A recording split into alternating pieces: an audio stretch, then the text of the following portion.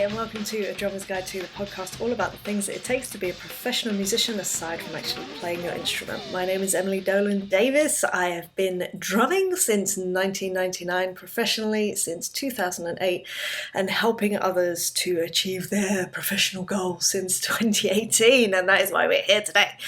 So, today's subject I would like to talk about because it has been coming up a lot recently on my discovery calls with potential coaching clients. And yeah, it just seems to be a theme. I don't know why, and I just thought I'm going to take note of this and address this. And this is the idea of being limited by other people, what other people have told you about what is possible in the music industry and having a career in music, and basically to help try to challenge these beliefs and help you heal from these beliefs. I will be sharing some very personal ones that I had growing up that definitely, I say they definitely stifled me for a long time. Some were useful in some respects, not in others, and I will go into exactly that. But I wanted to speak on ones that I've been hearing about recently. The thing that I'm hearing the most at the moment from people that I work with, that I'm doing coaching with, is this idea that they have missed the boat, as it were, or they're too old to do this thing. Now, these people, I mean, their age ranges vary, but the sentiment is the same. They feel like they've missed the boat by not doing it when they were in their late teens or 20s. They feel that they now can't have a career.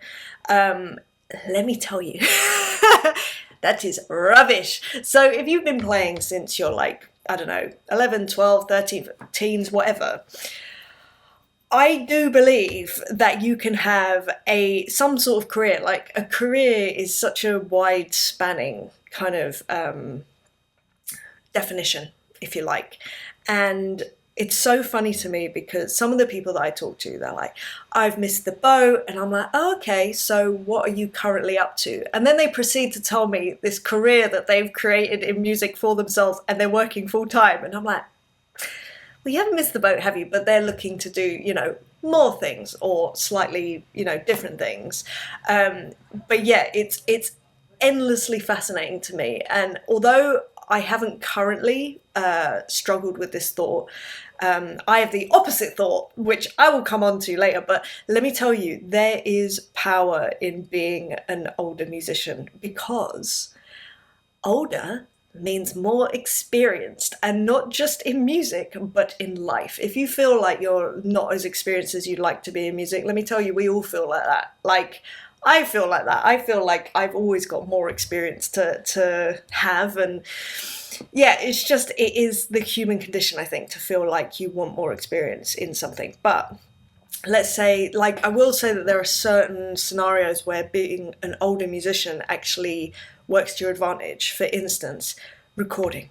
If you're doing recording, if you're doing remote recording, whatever your situation is, I don't know about you, but if you put yourself in the position of being an artist, right, and you have the choice of either a 17-year-old guitarist, an upstart, very enthusiastic, plays a lot of notes, and very enthusiastically, that's great, that's lovely. Or you get to have, there was a particular name that came into my head and I can't remember his surname and I can't believe it, and it's really embarrassing, so I'm not even going to say the first name because Robbie. Oh. Anyway, let's say that you have an older guitarist who is, and this isn't Robbie, but let's say that they're in their 70s. I can't believe I've forgotten his surname. That is so embarrassing. Anyway, a guy in his 70s who has been there, he's done it, he's been on the road, he's played on other albums, he's lived a life, he has that feel because he has experience, because he's lived a life. Who do you want on your recording? Now look, I'm not saying that you need to be 70 before you start doing these things, but if you have the choice between a 17-year-old and, say, a 30-year-old, I'm going to go with a 30-year-old when it comes to recording, because to me, it is just inherent that they are going to have more experience. And I had this the other day, which was really interesting. Well, I found it interesting. Maybe you will, maybe you won't. I don't know. I went and saw this gig in tiny little pub, and it was these music students. I think they were all music students or fresh out of college kind of age, so sort of very late teens, early 20s. And they were playing this gig. It was, I think it was like improvised. I'm pretty certain. Yeah, it was. It was improvised, or maybe it was their own songs. I think it was their own songs. Anyway, irrelevant. They were playing and it sounded great, and it was, all the notes were perfect, and, it was very technical and whatever. It was impressive. I was like, cool. But it left me so cold. And it wasn't because it was bad, not at all. It was because, that grit that people have when they play because they've lived a life. That is the thing that always gets me, always. And this is my personal preference, of course. Maybe you love it when people are just playing lots of notes. That's fine, like, each to their own. But for me, I was like, cool, I can appreciate this, like, well done, you can play your instruments really well, and you're very young, and that's cool, and they're very enthusiastic, and they're having a nice time on stage, and they're laughing, and it's lovely. Like, there is a camaraderie there that I really appreciated, and I was like, that's really nice. And when you catch little in moments where someone either makes a mistake or does something interesting, and everyone's like, oh, like the people on stage are, and you're there just going, yeah, I clocked that as well. It was really nice. It felt nice. It was a very young energy. Like I say, I came away from it going, that was nice. It wasn't like, oh, that was disgusting, like in a beautiful way. I mean that in a lovely way. Whereas if I see older musicians, I am still trying to think of this guitarist's name. This is going to drive me insane. And I know that there's people probably shouting, well, various Robbies. Guitarist, fantastic guitarist, played with John Mayer for a while, English guy, I think he's from down Bournemouth way, Robbie. I can't believe it. I've emailed, we have spoken, we speak. This is so embarrassing. Anyway, I would rather see a guitarist like that is playing, or any musician who's playing minimal notes, but they mean every note. Like, that is, oh my God, ridiculous. So, to me, being an older musician is actually a very positive thing, because it's the other thing. Like, let's take it away from recording. Let's say you're going out on tour. Do you want to be in a tour bus with an 18-year-old that this is their first tour, and they want to be up all night and partying, and they can survive on 3 hours sleep and it's not a thing, and they're drinking and they don't get hangovers and all of these things, and you're there just like, I just want to go to bed and sleep and rest, and I want to get up and I want to go and have a coffee, and then I want to work out because I need to work out because I need to stay fit, unlike the 18-year-old who just exists in this wonderful state of just anything and it's fine. But I have to think about what I'm eating for my energy levels, and it's all very considered, and I have a home life and I have other things that I enjoy, whereas the young one, and I've had this on tours before, when, to be fair, these are tours that I was not much older, but it really was evident to me. Like, I was only 7 or 8 years older, but even so I was like, oh my goodness, like, either you get, like I say, the person where, in fact, it's often this, where just music is everything. There is nothing outside of music. And honestly, this is probably an awful thing to admit as a musician. It drives me insane. Like, when I'm on tour, I don't want to speak about music 24/7. I don't mind the occasional conversation, don't get me wrong, but no. And I remember being like this when I was 20 on the road for the first time. I remember distinctly that all I was after was information. I was asking, all the band members were like 10, 15, 20 years older than me. And I was just like, give me music to listen to. Like, it was that insatiable hunger, which at the time for me, it was great. I learned so much, but I can just imagine from their point of view now. And I'd be like, oh my God, I bet that was a lot. Like, just Emily, calm down, just chill. And I had that the other way around as well, where these young ones and all they want to talk about is music. It's great, fine. I love the passion. I was that person at that time, but it's great when you're on the road with older people and or people around your age when you're older. And we don't talk about music, we talk about food, we talk about life, we put the world to rights, we talk about movies, we talk about art, we talk about all sorts of things, just life, family, da da da da da. And it's so lovely and enriching, and just being able to connect with people on that level via music, if you like, via our job, is wonderful. You know, you get to a city and you want to go and like soak up that city. You're not lying in bed hungover just waiting for the next gig. That's in theory. I'm actually rubbish at getting out when going on the road. I am the worst because I'm so aware of my energy levels. I'm like, oh no, I don't think I could go and see a museum. I think that would wreck me for the gig in the evening because I am an old soul. But yeah, so for me, I know that it can feel like being older is a negative, but in certain scenarios, trust me when I tell you, it is a massive plus in so many ways. And whether that is in the studio with your experience, or whether that is live out on the road, because let me tell you, the artists that I work with, they don't want no 18-year-olds just around their feet. Do you know what I mean? Like, it's just not a thing. But then equally, if you've got a young artist, yeah, they want that vibe. I think it depends on the artist, the situation. Like, if you've got someone that is in their 40s, 50s, 60s even, like, no, they're gonna want people who are chilled and experienced, and they understand the vibe, and they can read a room. This is the other thing. Reading a room, very underrated. I feel like I should do an episode on that, but I also feel like I don't always read a room particularly well. I think I do generally, but then you probably wouldn't know when you're not, if that makes sense. So I probably don't. I think it's after the fact when I'm overanalyzing, I'm like, oh, I probably didn't do a great job with that, but we all have our flaws, it's fine. So being too old, not a thing. If anything, it is a positive thing. So if someone has told you that, then just question it. That's the thing that I would say. Yeah, question if you really believe that you're too old. So on the flip side, and this is interesting, some people tell you you're too young, and I have had this, and I have believed this, and I still believe it to be true in certain respects. But what I will say, because I remember, okay, so Ash Stone, years ago, we were sitting, I think he was doing a drum clinic thing, and we all went out for a drink afterwards. I must have been, I don't even know how old I was, mid-20s maybe.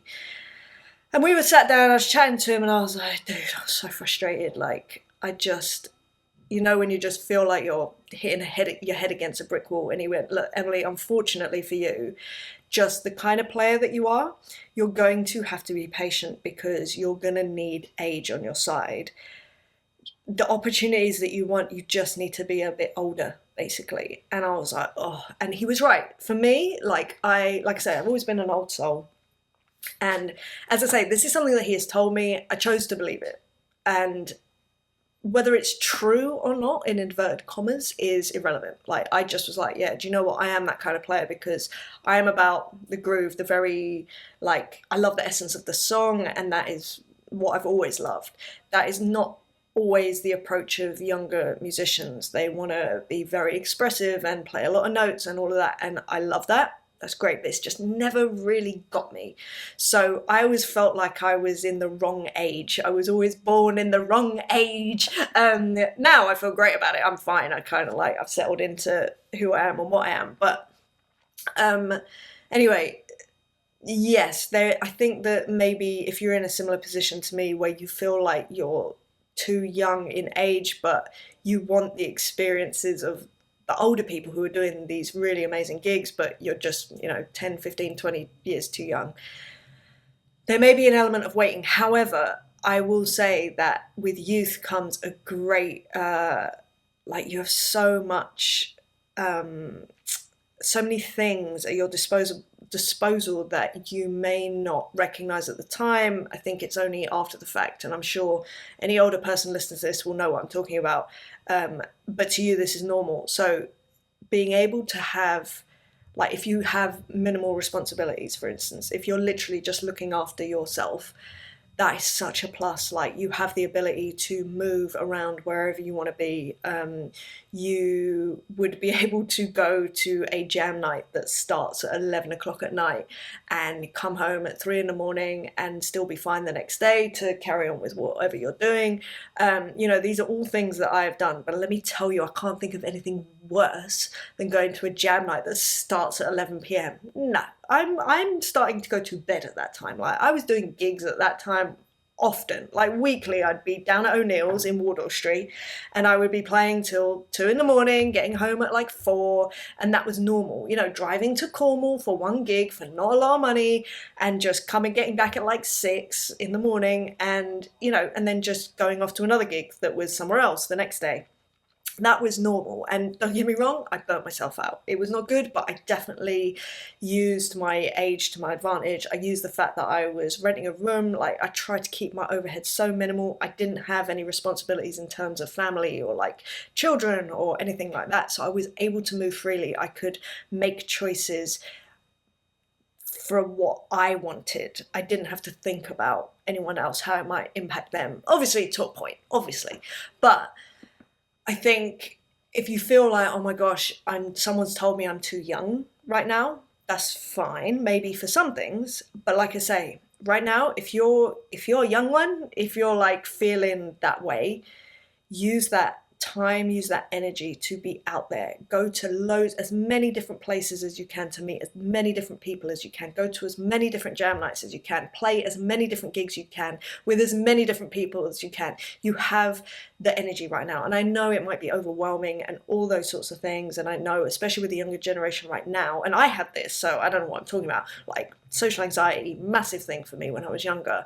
But by doing it, you would normalize it a little bit, but also the rush that you get after doing something that you're scared of is just the best. So I would really highly recommend trying to challenge that a little bit, because in the long run, even if at that time nothing comes of you, say, playing a gig with someone new or meeting someone new just at a random gig, keep in touch with those people. Like, just keep tabs, like just reach out every now and again, touch base, catch up. It's about kind of just creating these connections, because you're all going to grow and you're all going to meet new people as time goes on. And as time goes on, you will also find your people. Like, this is the thing, it takes time. There are so many different types of people in this world, and it is the wonderful thing about this world. But there will be certain, for instance, artists or genres or personality styles that you will gel with more for whatever reason. It could be any number of things. And when you work together, there will be so much synergy there. You will, the baseline is already, the foundation is already there, and then you get to just build upon that, and it's a wonderful thing. But to do that, you just need to get out there and find your people. And that definitely means like going outside of your comfort zone, because you may surprise yourself in what you find, for sure. So those are kind of, as I say, they're the two ones that have been coming up mostly from what I've seen. I want to share with you also a couple that I've had growing up that have stifled me in some ways. They have actually worked for me in other ways. And I will explain. I think this is the first time I've probably gone into depth in one of them, and I find it hard to talk about, if I'm honest, but I'll go with the first one. It's the most obvious one, and it is one that I've spoken about before. And when I was growing up, I was told, and therefore believed, because it's the other thing that I wanted to mention actually. When you're coming up, when you're a teenager, say, at least I assumed that people that were older than me knew everything.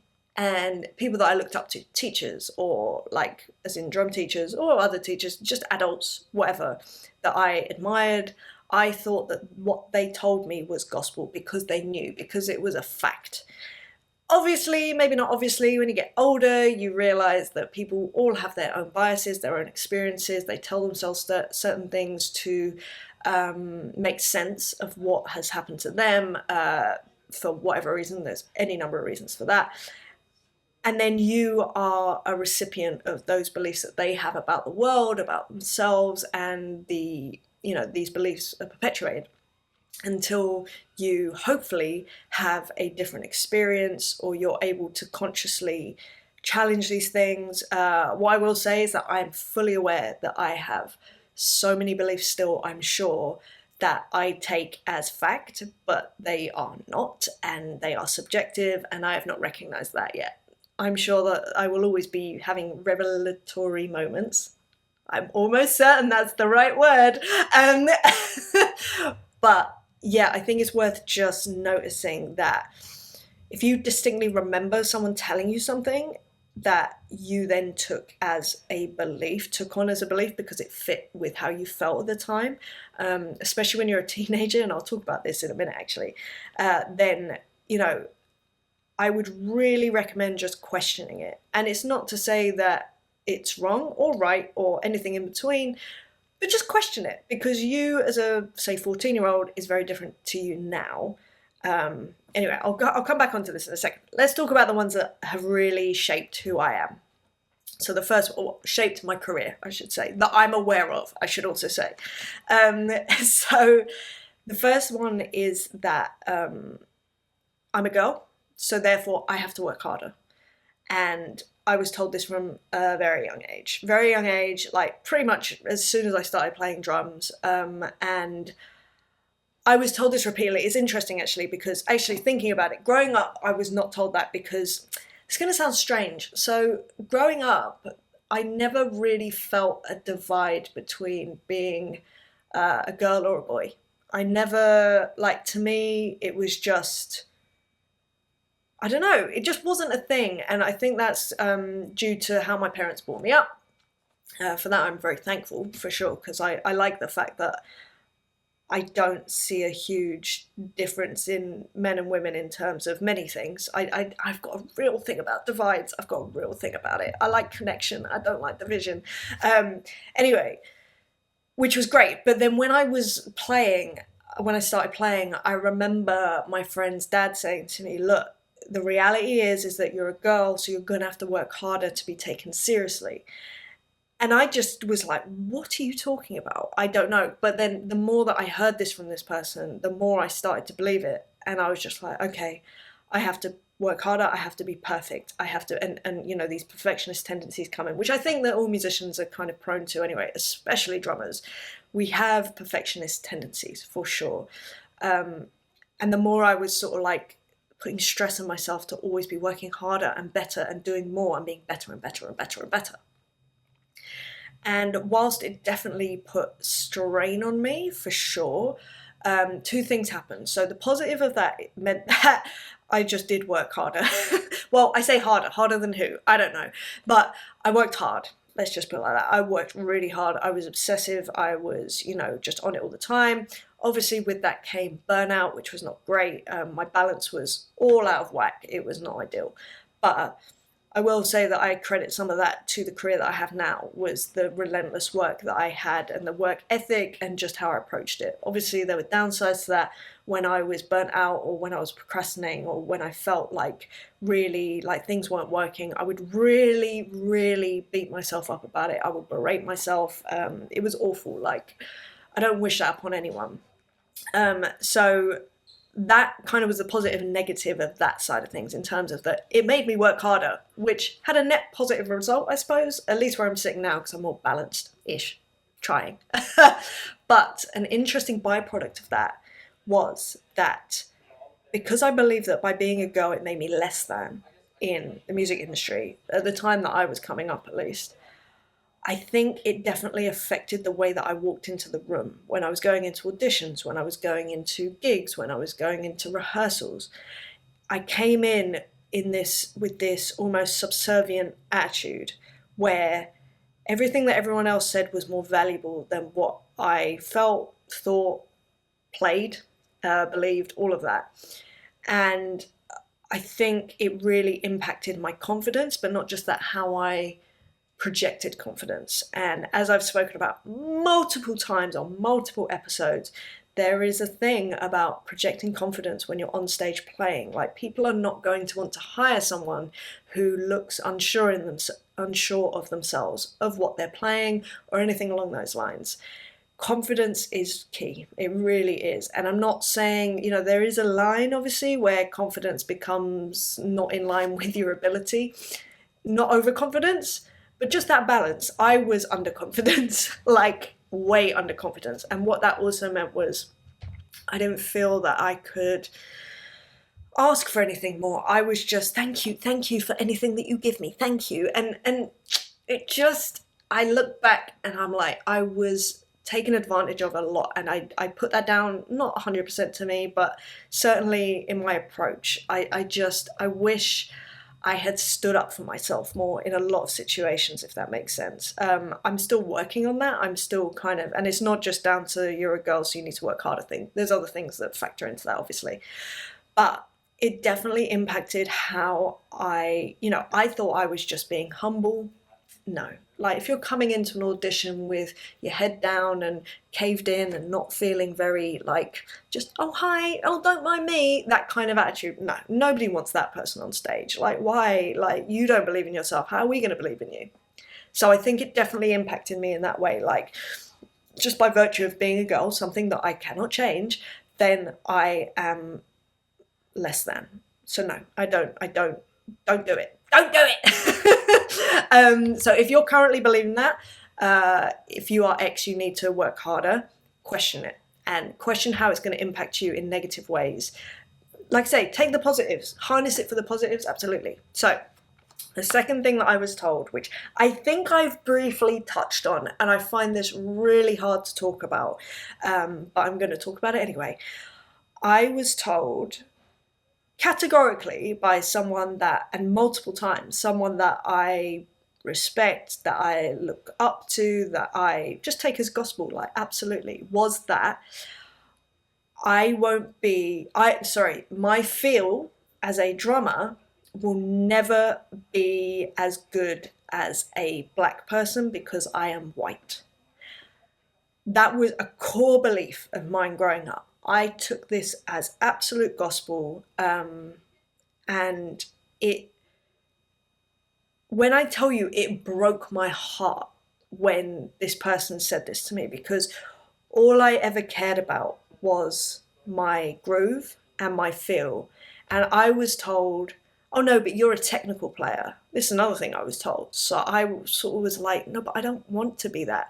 And I didn't recognize that race, color, gender, background, all of these things, they have nothing to do with it. You have a choice. You have a choice. And it took me years and years and years to break this belief, like an embarrassing amount of time, because all of my favorite drummers were black. All of them. Like, and what I had to do is seek out drummers that were white with nice feel, and I could be like, oh, there is an example, therefore I can be the exception, because I had this strong belief. By the way, side note, that person that cracked it open a little bit for me was Levon Helm. Then I started finding UK drummers that's similar. I just really like their feel, and I was like, oh, amazing. Okay, this is possible. And then I realized this is absolute rubbish.